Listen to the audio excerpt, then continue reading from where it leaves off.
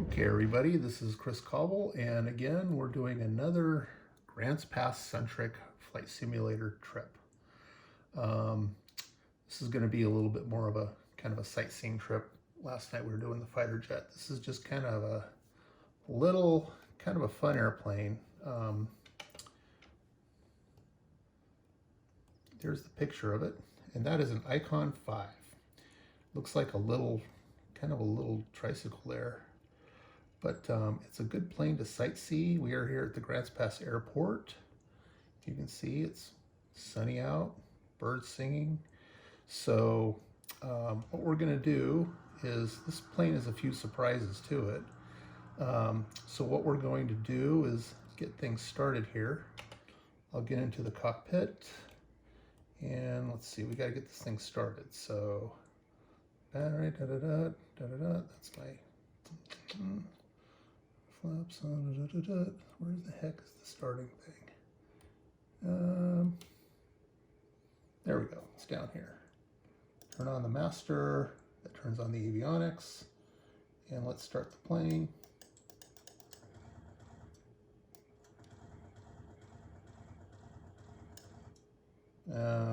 Okay.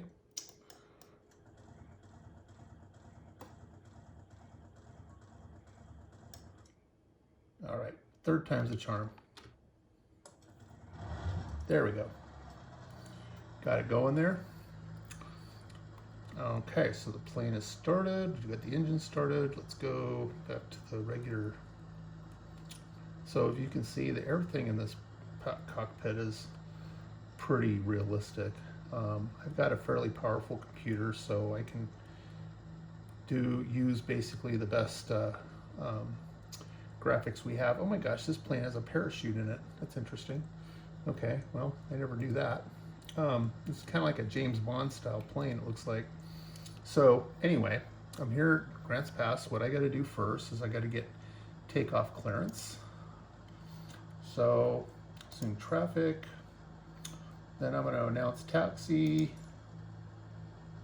3 Sierra 8 traffic Cobble 15 is taxiing to runway 13. So basically that's what I'm doing. I'm going to announce takeoff, depart straight out. 3 Sierra 8 traffic Cobble 15 taking off runway 13 departing straight out. Okay, so I have a lot of different options I can do here. I can go ahead and, let's see, where am I? Well, I'll just try to get things going and turn around here. See what stuff looks like on the outside. Sometimes it's more exciting. Turn off the parking brake.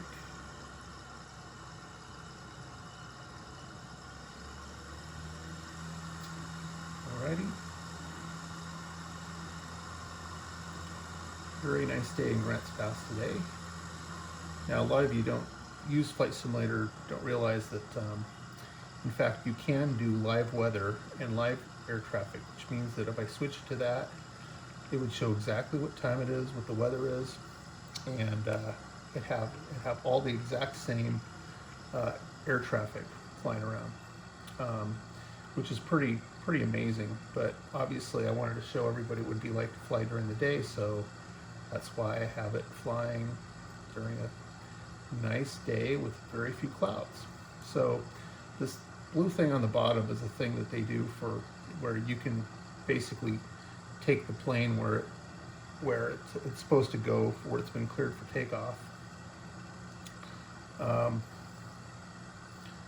back inside here. Going a little fast right now.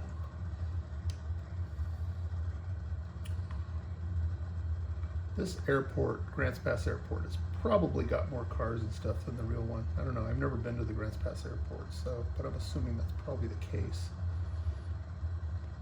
Then they've probably never seen a plane like mine. So as we get to the runway here, you can see just how realistic everything is. I mean, this is exactly what the mountains around Grants Pass look like. And how they've done this is they've essentially used GPS satellite imagery and been able to change it to a three-dimensional, whoops, stop here, right on the runway. 3 Sierra 8 traffic Cobble 15 taking off runway departure. Okay, so I'm clear. So what they do is they essentially use GPS. They use all this graphics. When you fly over towns, especially ones like Grants Pass that don't, where they don't spend a heck of a lot of time doing the graphics for that, you'll see a lot of the buildings where they're at. Like for instance, they'll show you where houses are at, and you may even see your house. But it will show the roof, but the house itself will probably not look exactly like your house. But there's a lot of buildings we'll fly over that look remarkably very similar to the real buildings. So let's get ready to take off here.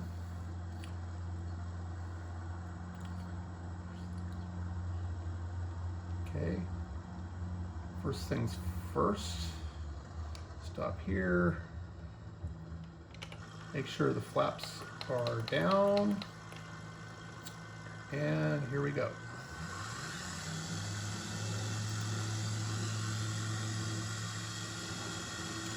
Taking off out of the Grants Pass Airport.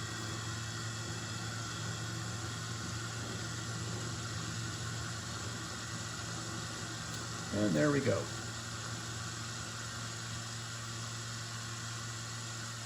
So here we are going pretty much the east. I'm going to kind of get us towards where I-5 is.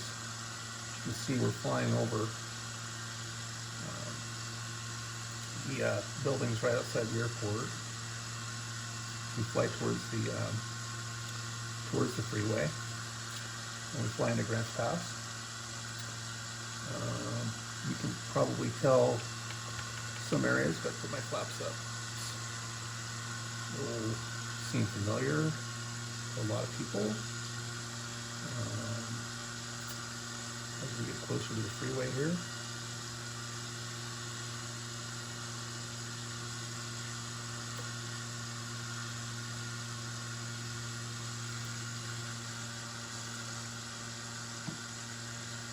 You kind of see North Valley High School there on the left. On the right. Anyway, there's I-5 with cars, everything. A lot of traffic on I-5 today. Cascade approach Cabo 15 is type icon A5 2 miles southeast of 3 Sierra 8. Request flight following. Cabo 15, Cascade approach. Hold 0373. Alrighty, so here we are. You can see as we're getting close to Grants Pass. This is basically just that area where I-5 goes right down into the first exit here, flying over Highland Avenue down there.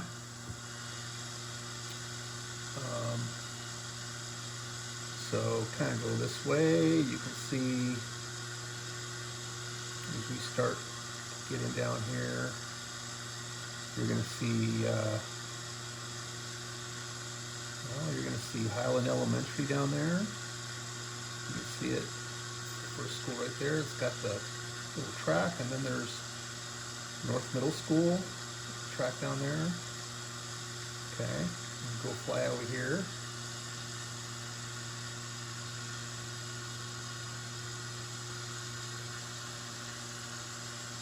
As you can see, not everything is exactly how it would look in real life, but again, this isn't real life, but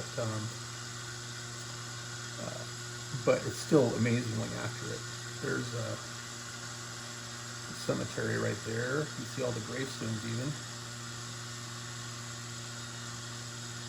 Actually going to fly over my house down here. It's interesting because my house has a weird look to it, but it's not, but it is, you can tell that it's exactly where my house would be. And we'll fly over Beacon Hill over here. Going a little fast.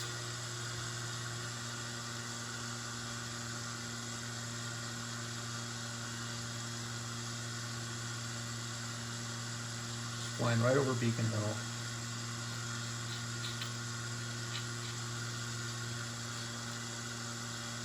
And here is the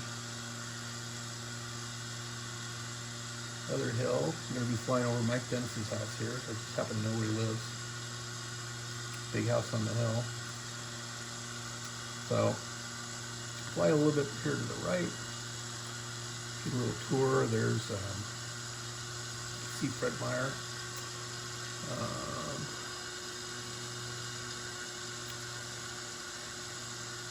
Go a little bit over here into my old neighborhood. And there's Grants Pass High School. Right there as we're flying to it. And you know, the high school doesn't look exactly like it would, but pretty close rendering of it.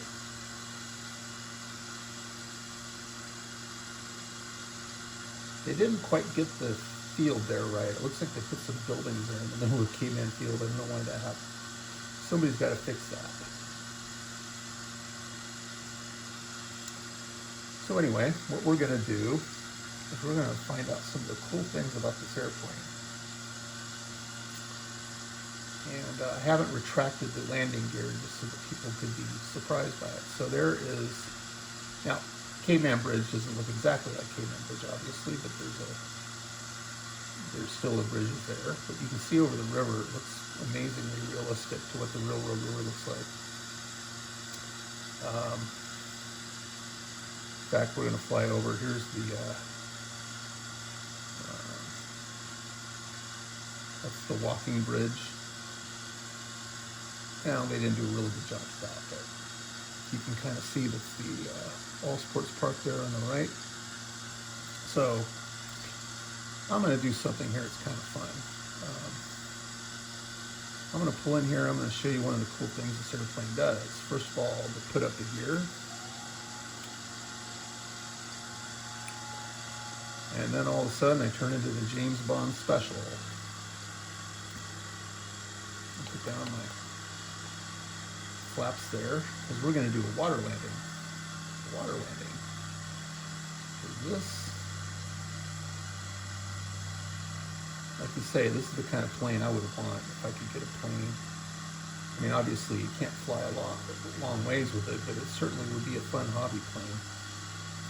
So as we get lower here, and lower here, Rogue River. This is Eisman Stillwater right around here. Lower, gets lower my speed. Look at all the trees and how amazingly that looks so realistic. Whoa. Gotta slow down.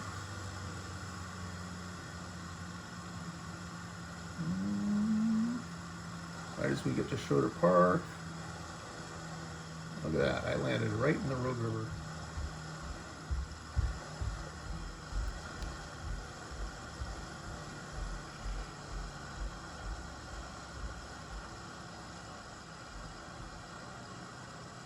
And there I am, landed right in the river.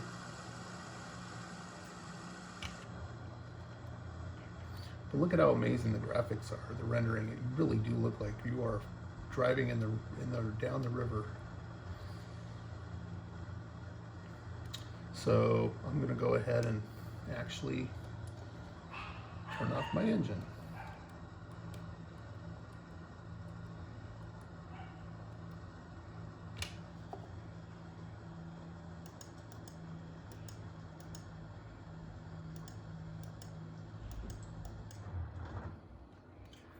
Alrighty, turn the engine off. There I am floating. God, you can even hear the water. You can hear the birds. If you had a plane like this, you could just get your fishing rod and just fish right off. But imagine what people will be thinking after looking at you with this thing. But the graphics are pretty amazing. So I'm not even sure it's legal to land in the river like this. Of course, you know, there's no current. There would be a current if this were really the case. Oh, okay, well anyway, we showed you that. Go ahead and get the engine started again. And let's got the flaps down, so let's go ahead and take off.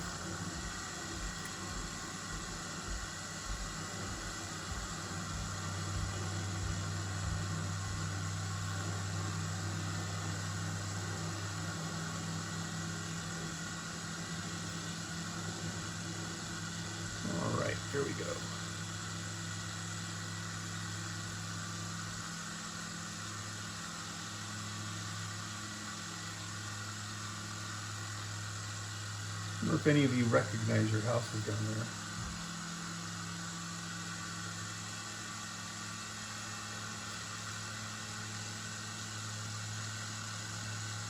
Cascade approach Cabo 15 is type icon 855 miles south of Tree Sierra 8. Request flight following. So Flight Simulator has artificial intelligence for the air traffic controllers. Right now I have the air traffic controllers on kind of an automatic, as though I'd have a co-pilot doing all the responses to the air traffic responses. I could do that up here. I can actually have somebody fly my plane for me, or I can have them manage the radio comms. However, but there is the ability to kind of just let the autopilot take over. There's also a lot of different safeties you can put on here if you're just wanting to mess around as far as realism, so you're not like really trying to fly a plane. Now, even with all this realism, you're thinking, geez, if I can fly this, how come I couldn't fly a real plane? I'm gonna try that parachute, see if that actually works. But anyway, people will be like, well, can't you really fly a plane? And the answer is no. There's just simply too much to flying an airplane when you're looking at all the wind elements and things like that. Having to be able to follow all the instruments. The other thing is that I'm flying in the middle of the day here. If you were flying in the clouds or the rain, you simply don't have the ability to do it unless you have instrument training. But the flight simulator here does give you the opportunity to kind of get a really good simulation of flying, obviously, and it's almost like, at least to me, feels like the real thing. I was messing around with Flight Simulator when I was 13, where we got the original Sublogic Flight Simulator for the Apple IIe that I had, and it was really, really crude, but at the time I thought it was the most amazing, awesome thing I'd ever seen on a computer. And I would mess around with it all the time. Heck, I was doing Flight Simulator when I was in high school, and you know, it was a lot of fun, but really did not make me popular with the ladies. It's the kind of stuff that at the time when you were in high school and they saw you doing that kind of stuff, they thought you were kind of weird. So, but anyway, me and my friends would have fun messing around with Flight Simulator. I never would have imagined they would have the kind of graphics and detail and realism that they have now. Of course, that was back in the 80s, but still, I mean, the amount of realism we have and the amount of, and the other thing is that this is, you have the entire planet you can roam. The entire planet has been put into the Flight Simulator, so I could fly over Russia, I could fly over everything. The other thing is that there's lots of different airplanes you can fly. There's a lot of them that come with the Flight Simulator.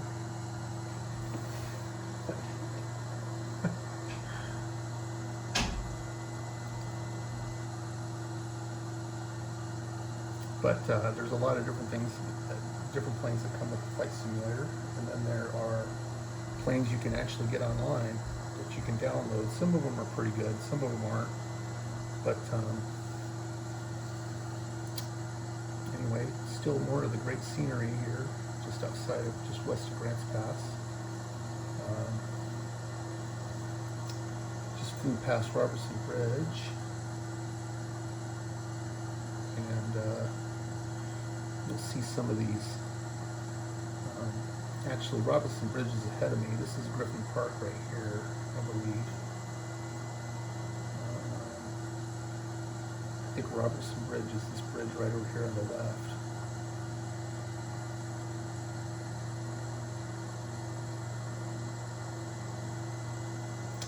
You can see Robertson Bridge Park. There's Riverbanks Road going into Upper River Road.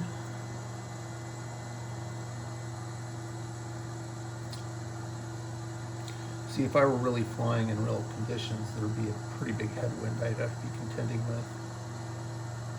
And it wouldn't be this smooth to fly. I'd be janking around a lot, especially going at this speed. I'm going at 100 knots. That's moving pretty quickly for a plane this size. In fact, I'm in the yellow there. 100 knots is about 130 miles an hour, so I'm moving pretty good. And obviously, if I were a real airplane, I'd feel all the G-forces and the different feelings of what it's like to move, turn, and go fast in an airplane. Those of you who didn't see it, oh, there's that. There's the lodge where the jet boat stopped right there. Doesn't look exactly like it, but you can kind of tell that's what they were trying to put there. As we fly over the wild, scenic part of the Rogue River. It's interesting, I also saw that you fly over areas where there's been some evidence of wildfire damage. So, how realistic it is. So here I'm going to see if I can fly over Hellgate Canyon, which should be coming up right here on the left. As I turn around here, oops, going a little bit too far to the left there. And there's Hellgate Canyon right there. And it's not a bad rendering of it. Obviously doesn't look exactly like it. I imagine you could probably get a software designer to come in there and actually make it more realistic. But I don't have those kind of skills. But there is Dunriffle right there on the bottom. Rafters know that. And there is the Hellgate Bridge. Of course, it doesn't look exactly like the Hellgate Bridge, but there's a bridge there that would represent what that is. So anyway, let's go ahead and turn back towards the airport. Probably should have chosen a different place because I might stall here if I don't get some altitude.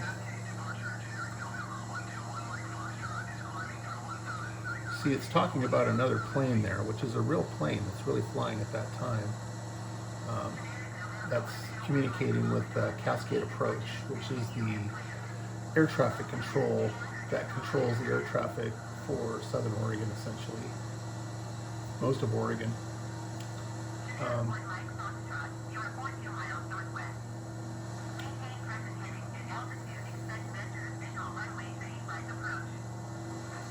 So I can see the Medford Airport back there. You can see that strobe light. That's the Medford Airport, or sorry, the Grants Pass Airport.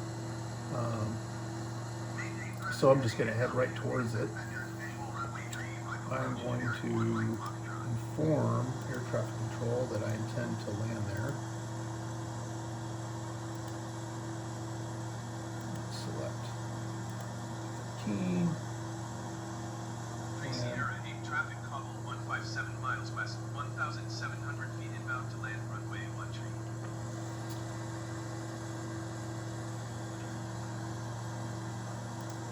So I'll let it do its work there.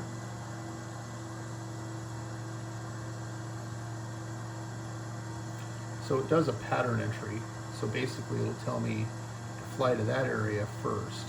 Now, obviously in real life flying, you don't have a little line that tells you where to come in. You just got to be able to use your instruments to figure out exactly where you go to be able to have the right angle towards the airplane. But I have this on a fairly simple setting so that it's easier to fly around and have fun than try to make it advanced. So I have to use all these instruments, the radios and things like that. You know, and these instruments down here, the radios, they're amazingly realistic.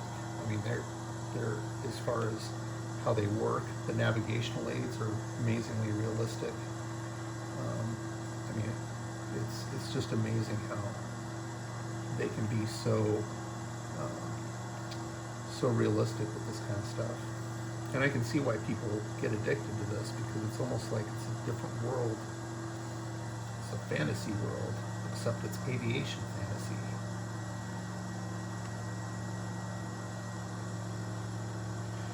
So anyway, I'm going to acknowledge the pattern entry instructions here. Go down to about 2,000 feet altitude, which is about where I'm at.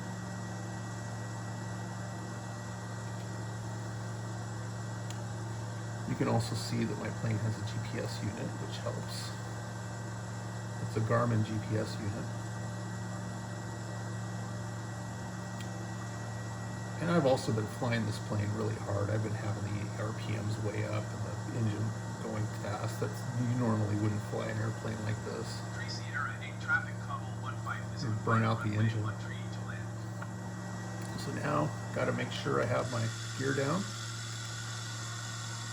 And you can see I am coming right for the runway. Perfect pattern entry instructions. So cut down my speed, put down my flaps. And yeah, I'm coming in way too fast. So, you know, and you normally don't have an airplane that tells you all these little helpful warning messages either when you're really flying. So,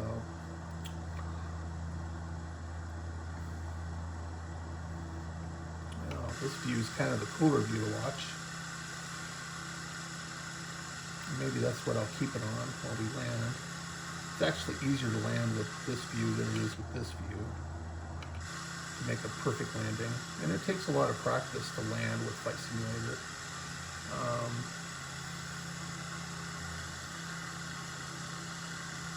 You got to be able to kind of figure out where you're going and figure out your speed and kind of tell whether or not you're ready to stall or not. Which takes some feel to it. Generally want to get a good joystick, very high quality joystick at the very least.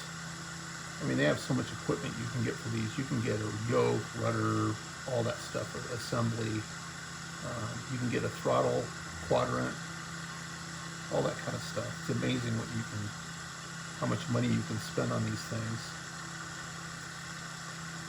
Anyway, coming in slowly. Not too fast, I don't think. Going 70 knots, probably a little fast. Cut down my engine speed here.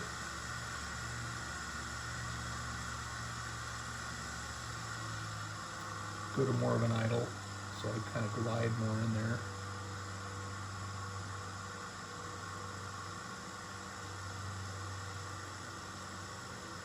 It's just a very gentle process here.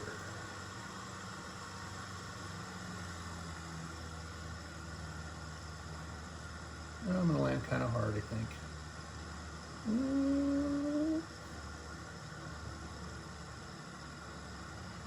Well, not too bad. That was a pretty good landing. I'll stop here. And I'm going to say, okay, taxi me to...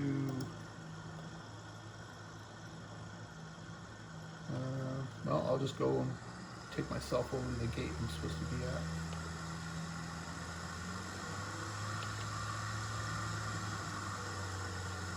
Go ahead and park out here. So anyway, hope everybody was interested in this. Again, this is for my Grants Pass peeps, so they can just kind of see what it's like to fly over Grants Pass in your Flight Simulator. What I think I might do for my next trick, my next video, is I'll do a actual airline flight, simulated airline flight from, maybe from Seattle to Roe Valley International. You can try that. It's about a 1.5 hour flight though, so there's a lot of dead time in there. But, you know, who cares? I can put a 1.5 hour video on YouTube of me flying a commercial airplane. I'll go ahead and park right over here.